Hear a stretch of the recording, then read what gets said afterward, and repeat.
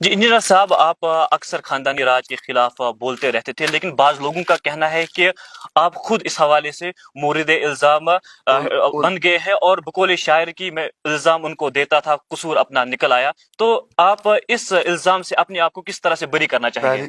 پہلی بات یہ ہے کہ میں نے کبھی یہ نہیں کہا کہ کوئی خاندانی آدمی سیاست میں نہ آئے.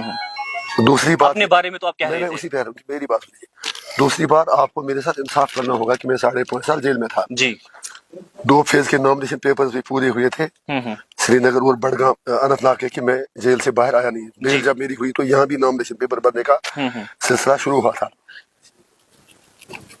جی میں سمجھے آپ میرے بھائی کی طرف اشارہ کر رہے ہیں جی یا میرے بیٹے کی طرف اشارہ کر رہے ہیں جو کیمپین میں ہے. جی میرا بیٹا اور عمر صاحب کے 2 بیٹے بھی کیمپین کے لیے تھے. میرا بیٹا ان حالات میں نکلا کہ میں جیل میں تھا، میرے لیے کوئی نہیں تھا. عمر صاحب کے بیٹے اس لیے نکلے کہ انہیں اپنے والد صاحب کو اسمبلی میں پہنچانا تھا. جی میرے لیے سیاست کا مقصد ہے جدا ہو دین سیاست سے تو رہ جاتی ہے چنگیزی. اسلام میں سیاست الگ نہیں کی جا سکتی. اگر آپ واقعی ایک اچھے مشن کے لیے کام کریں، اگر آپ واقعی جو آپ کا منشور ہے آپ لوگوں کے کاز کے لیے کام کریں، تو پھر میں کہتا ہوں کہ ہر ایک آدمی سیاست میں ہے، ہر ایک آدمی کو سیاست میں آنا چاہیے. اگر آپ کا مشن بڑا ہے، اگر آپ کچھ کرنا چاہتے ہیں، سیاست انٹرٹینمنٹ کا نام نہیں ہے. اگر آج میں MP بن گیا، یہ میرے پاس پاور نہیں ہے، یہ میرا ذمہ داری ہے لوگوں کے حقوق ادائے کرنے کے لیے، ان کے کام کرنے کے لیے. تو اس تناظر میں میرے بھائی کا جہاں تک تعلق ہے، یہ میرا فیصلہ نہیں تھا. 5.5 سال آپ نے ان لوگوں سے پوچھا کہ کیا کبھی وہ ایک بار تہار میں سے مل آئے؟ یہاں فاروق عبداللہ صاحب اسی سال کی ایک خاتون کے گھر تاجت کے لیے آئے ڈسٹرکٹ کپوارہ میں، نام نہیں بتا دوں گا. لیکن میری آنٹی کا ڈیتھ ہوا، میری سرجری آئی، میرے بچے تڑپ رہے تھے فیس کے لیے، پورا سرکار کا جماڑا ہم پر تھا. کیا اس نے کبھی میرے گھر فون کی ایک کال کی؟ کیا محبوب مفتی نے فون کی ایک کال کی؟ کیا کسی اور نے فون کی ایک کال کی؟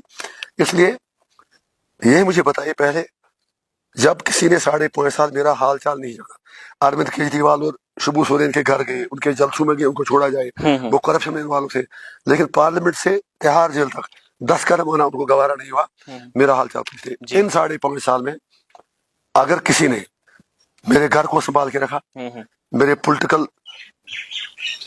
لیگیسی کو سنبھال کے رکھا، لوگوں کے درمیان تال میل کو سنبھال کے رکھا، وہ خورشید صاحب تھے.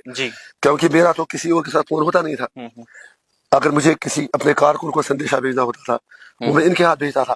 اور ان 5 برسوں میں یہ تو میں کہتا ہوں لوہے آگ میں جیسے لوہا تپ کے مطلب کس کام کا بن جاتا ہے، اسی طرح یہ 5.5 سال خورشید صاحب کے لیے رہے. کبھی بس میں یہاں سے پورا دلی، کبھی ریل میں. مجھے نہیں لگتا کہ کبھی وہ جہاز میں ایک بار آئے، کیونکہ گھر کی معاشی حالت ختم ہو چکی تھی، زیرو تھا.